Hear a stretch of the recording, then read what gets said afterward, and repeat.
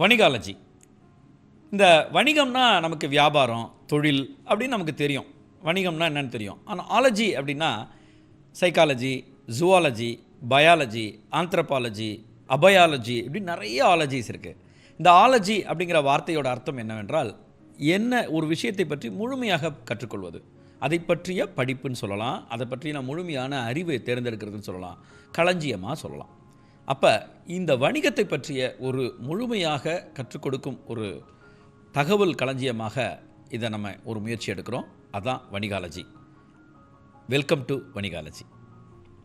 ஏன் வணிகாலஜி ஏன் தேவைப்படுது அப்படின்னா, தமிழர்கள், நம்முடைய தமிழ் சமுதாயம் வணிகத்தில் உண்மையிலேயே கொடிகட்டி பறந்தவங்க. 1000 ஆண்டுகளுக்கு முன்னாலேயே மிகச்சிறப்பாக வணிகம் செய்தவர்கள். ரோமானியர்களும் நிறைய ஒரு வெவ்வேறு அரபியர்களும் இங்கே வணிகம் செஞ்சுட்டு போனவங்க.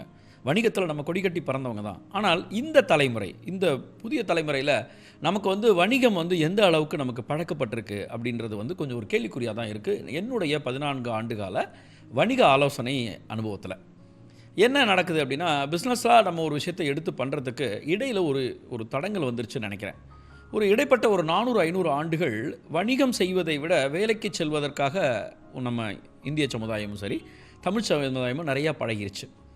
அந்த வகையில் அதற்கு தேவையான, அந்த வணிகத்துக்கு தேவையான சில விஷயங்களை நம்ம கற்றுக்கொள்ளாமல் விட்டுட்டோம்.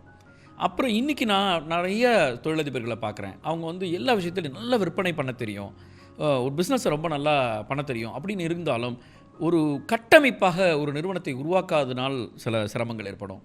ஃபினான்ஷியல் மேனேஜ்மெண்ட்டு, பொருளாதார நிதி நிர்வாகத்தில் எங்கேயோ தப்பு பண்ணிடுவாங்க, அதில் ஒரு பிரச்சனை வந்துடும். அதுக்கப்புறம் முக்கியமாக பார்த்தா பீப்புள் மேனேஜ்மெண்ட்னு சொல்லக்கூடிய மனிதர்களை கையாளும், மனிதர்களை மேலாண்மை செய்யக்கூடிய திறன், அதில் மிஸ் பண்ணுவாங்க.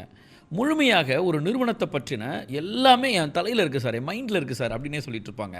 ஆனால் உண்மையிலேயே நிறுவனத்தை பற்றி அவர்களுக்கு காகிதத்தில் இருக்க வேண்டும். அந்த மாதிரி ஒரு சிஸ்டமாக உருவாக்காமல் விடுறதுனால ஒரு ஆள் அவங்க இருந்தால் தான் அந்த தொழில் நடக்குங்கிற மாதிரி இருக்கும். அப்போ வணிகமாக அது மிகப்பெரிய அளவில் கன்வெர்ட் ஆகாது. அப்போ இன்றைக்கி இருக்கக்கூடிய சூழலில் வணிகத்தை பற்றிய ஒரு முழுமையான அறிவை கொடுக்கக்கூடிய ஒரு தகவல் இடமாக இந்த களஞ்சியத்தை, இந்த தொடரை நான் உருவாக்கலாம்னு நினச்சதான் இந்த முயற்சி எடுத்திருக்கோம். நான் இதுவரை சேகரித்த அனுபவமாக இருக்கட்டும், நான் கற்றுக்கொண்டிருக்கும் அறிவை உங்களோட பகிர்ந்து கொள்வதில் மிக்க மகிழ்ச்சி அடைகிறேன். தொடர்ச்சியாக நீங்கள் சப்ஸ்கிரைப் பண்ணி, ஃபாலோ பண்ணி, கமெண்ட் பண்ணி, ஷேர் பண்ணி இதை ஆதரவளிக்குமாறு கேட்டுக்கொள்கிறேன். நன்றி.